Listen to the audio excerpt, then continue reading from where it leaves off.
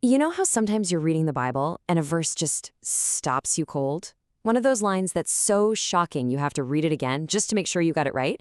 Well, today, we're going to dive into one of the biggest ones from the book of Revelation. It's a statement that, on the surface, is just, wow. Let's get right to it. I will kill her children with death. I mean, yeah, that's intense, right? And what's even crazier is that these are the words of Jesus himself, right there in Revelation. When you see a verse like this all by itself, it's jarring. It makes you lean back and ask, what in the world are we supposed to do with that? Is this meant to be taken literally? Or is there something much deeper going on here? A symbolic meaning that we're missing? That's exactly what we're going to figure out together. To really get to the bottom of this, we got to put on our detective hats. And you know the first rule of any good investigation, right? You have to look at the context. This shocking little phrase is just one piece of a much, much bigger puzzle. Okay, so here's the full verse. And notice that second part? It's everything. I am he which searches the reins and hearts. That right there, that's the key that unlocks this whole thing. It tells us why this is happening. It's all about a deep internal examination. So, Jesus is presented here as the divine examiner. He's not just glancing at what we do on the outside. He's digging so much deeper. So, what exactly is he searching for when he does that? Let's find out. The Greek word for search used here is eronao. And listen, this isn't just a quick look over. This is a deep, thorough investigation. It's about penetrating to the absolute core of our being. Think of it like a spiritual forensic audit of the soul. So, what's being examined?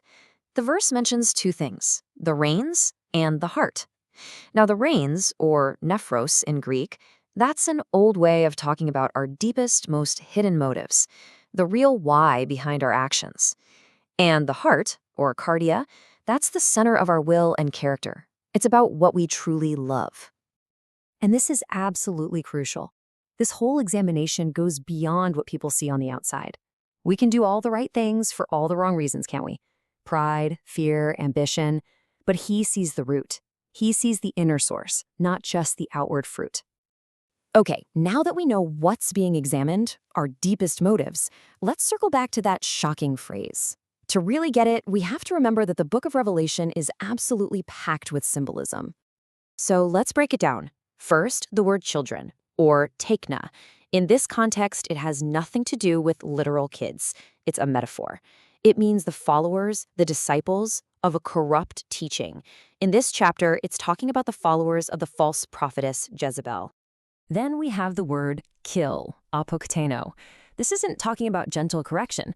It implies something final, a decisive action, a complete end. But an end to what exactly? And finally, death, or thanatos. This word here points to a final judicial sentence that results in separation, a final cutting off. So when you put all those pieces together, it suddenly clicks.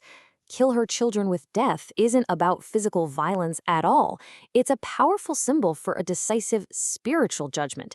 It means the complete and final separation from a corrupt and deceptive spiritual system. And this spiritual judgment kind of unfolds in three stages. First, there's exposure, where all the hidden sin and false motives are dragged out into the light. Then comes separation, where truth is clearly divided from falsehood.